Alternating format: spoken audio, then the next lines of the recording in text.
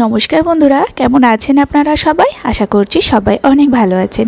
আজকে আমি আপনাদের সঙ্গে শেয়ার করব পটলের দারুণ একটা রেসিপি। প্রথমেই বলি এই রেসিপিটা আপনারা যে কোনো নিরামিষ দিনে বা পোলাও ফ্রাইড রাইস সব কিছুর সঙ্গে বানিয়ে নিতে পারেন, খেতে অপূর্ব লাগে।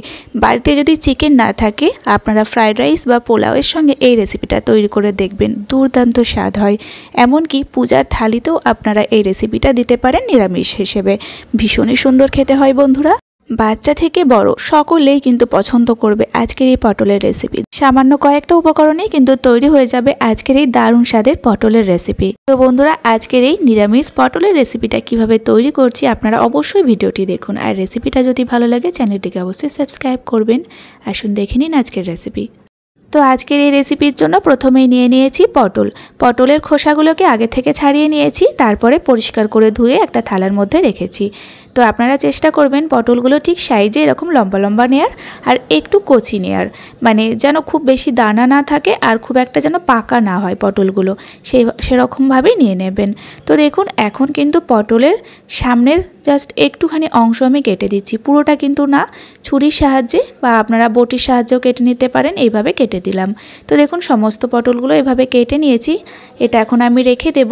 তো এবার দেখুন একটা স্পেশাল মশলা তৈরি করে নেব। তার জন্য আমি নিলাম 8 পিস মতো কাজু, আর নিচ্ছি 10 পিস মতো কিশমিশ, আর তার সঙ্গে 2 চামচ মতো চারমগজ। এই চারমগজটা আপনারা যে কোনো মুদির দোকানে পেয়ে যাবেন।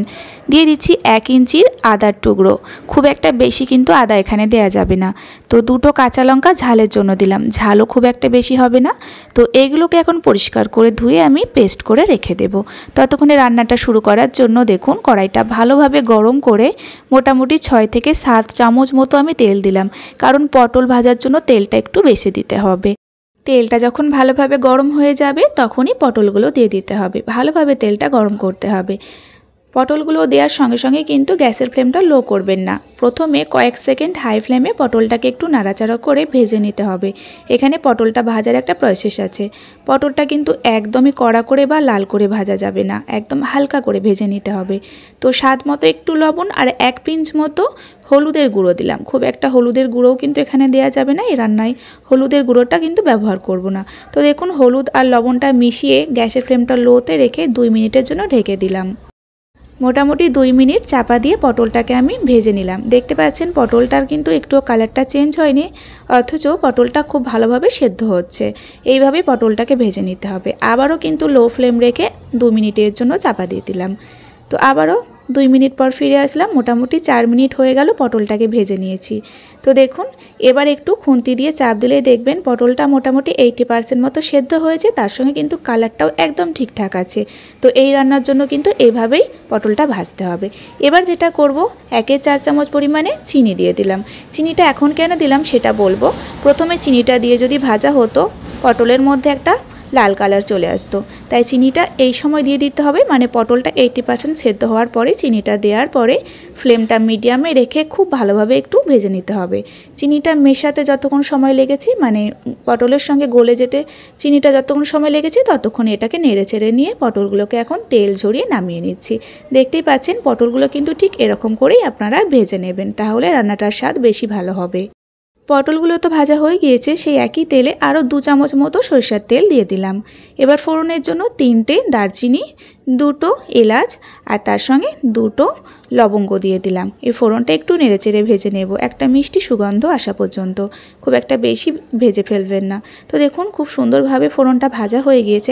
এবার দিয়ে দিচ্ছি সেই মশলার পেস্ট, মানে যে পেস্টটা বানিয়ে রেখেছিলাম কাজু কিশমিশ চারমগজ, সেটাই কিন্তু এখানে আমি এখন দিয়ে দিলাম। খুব ভালোভাবে মিহি করে পেস্ট করে নিয়েছিলাম। এবার দেখুন গ্যাসের ফ্লেমটা মিডিয়ামে রেখে এই মশলাটা একটু তেলের সঙ্গে ভেজে নিতে হবে, কারণ এখানে আদা আছে, আদার কাঁচা গন্ধটা চলে যাওয়া পর্যন্ত এভাবে ভেজে নেবেন। তো বেশ কিছুক্ষণ নেড়েচেড়ে নেওয়ার পরে এর মধ্যে স্বাদ মতো লবণ দিয়ে দিচ্ছি। লবণটা দেওয়ার পরে আবারও ভেজে নিতে থাকবেন। তো দেখবেন বেশ কিছুক্ষণ, মানে 1 থেকে 2 মিনিট ভেজে নেওয়ার পরেই দেখবেন আদার যে একটা কাঁচা স্মেল সেটা কিন্তু চলে যাবে। তো এভাবেই আমি এখন ভেজে নেব 2-3 মিনিট মতো। তো বন্ধুরা দেখুন কষিয়ে নেওয়ার পরে মশলাটার ওপর দিয়ে খুব সুন্দরভাবে তেলটা ছেড়ে গিয়েছে। এবার আমি 1/4 কাপ মতো জল দিচ্ছি, তবে জলটা মিক্সিং জার ধুয়ে দিয়ে দিলাম, এখানে কিন্তু একদম কাঁচা জলটা আমি দিলাম না। এবার এই রান্নার জন্য একটু মিষ্টি দিয়ে দিলাম, খুব সামান্য, আগে আমি পটল ভাজার সময় মিষ্টিটা দিয়েছিলাম, তাই এখানে কয়েক দানা চিনি দিয়ে দিলাম। আর এই রান্নাটা কিন্তু একটু মিষ্টি মিষ্টি হবে। এবার খুব ভালোভাবে কষিয়ে নিতে হবে যতক্ষণ না পর্যন্ত আবারও মশলার ওপর দিয়ে তেলটা ছাড়ছে। মোটামুটি আবারও 1-2 মিনিট মতো এভাবে কষিয়ে নেবেন, ফ্লেমটা মিডিয়ামে রেখে। তো দেখুন কষিয়ে নেওয়ার পরে এখন আমি ভেজে রাখা পটলগুলো দিয়ে দিলাম। একই সঙ্গে দিয়ে দিচ্ছি 1-4 চামচ পরিমাণে গরম মশলা গুঁড়ো। তো এবার আবারও কিন্তু খুব ভালোভাবে কষাতে হবে, পটলের সঙ্গে যাতে খুব ভালোভাবে এই গ্রেভিটা মিশে যায় সেই পর্যন্তই কষাতে হবে। এই সময় ফ্লেমটা লো টু মিডিয়ামেই রাখবেন, পুরো রান্নাটাই কিন্তু একটু ফ্লেমটা লোতে রেখে করতে হবে, লো বা লো টু মিডিয়ামে। হাই ফ্লেম রেখে একদমই করবেন না, তাতে এই মশলাটা পুড়ে যাবে, স্বাদটা একদম ভালো লাগবে না। তো এইভাবেই পটলের সঙ্গে আমি খুব ভালোভাবে কষিয়ে নিয়েছি 2-3 মিনিট মতো। তো দেখুন খুব সুন্দরভাবে কষানো হয়ে গিয়েছে। এবার আমি একটু জল দেব, তো 1/2 কাপ মতো আমি জল দেব, কারণ পটলটা 80% সেদ্ধ আছে, বাকিটা সেদ্ধ করার জন্য এই জলটা দিলাম। আর এই রান্নাটা একটু গ্রেভি থাকবে, যাতে ফ্রাইড রাইস বা পোলাওয়ের সঙ্গে খাওয়া যায়, সেই জন্যই কিন্তু একটু গ্রেভি করেই নামাবেন। তো জলটা দেওয়ার পরে জাস্ট হালকা করে মিশিয়ে দেব। আর একটু লবণ কম হয়েছে তাই মনে হলো, তাই আমি এই সময় লবণটা আমি চেক করে আবারও দিয়ে দিলাম। আপনারা অবশ্যই এই সময় লবণটা আর মিষ্টিটা চেক করে দিয়ে দিতে পারেন। লবণটা দেওয়ার পরে আবারও আমি মিশিয়ে নিলাম। তো এবার আমি চাপা দিয়ে মোটামুটি 15 মিনিট ঢেকে রাখবো, আর গ্যাসের ফ্লেমটা একদম লোতে থাকবে। তো 15 মিনিট মতো আমি চাপা দিয়ে দেখুন রান্না করে নিয়েছি, ফ্লেমটা লোতেই ছিল। এখন দেখতে পাচ্ছেন কত সুন্দর একটা কালার তৈরি হয়েছে। রান্নায় কোনো রকমের কিন্তু গুঁড়ো মশলা ইউজ করা হয়নি, তাতেও কালারটা ভীষণ সুন্দর হয়েছে। পটল ভাজার সময় যে হলুদটা দিয়েছিলাম তাতেই কিন্তু কালারটা সুন্দর এসেছে। এবার আমি গ্যাসের ফ্লেমটা অফ করে 1 চামচ মতো ওপর থেকে ঘি এইভাবে ছড়িয়ে দিলাম। এবার কিন্তু নাড়াচাড়া করব না, জাস্ট কড়াইয়ের চারপাশে লেগে থাকা গ্রেভিগুলোকে হালকা করে নামিয়ে নেব। আর এভাবেই চাপা দিয়ে 5 মিনিট রেখে দেব। আর 5 মিনিট রেস্টে রাখার পরে এখন আমি সার্ভ করে নিয়েছি একটা প্লেটের মধ্যে।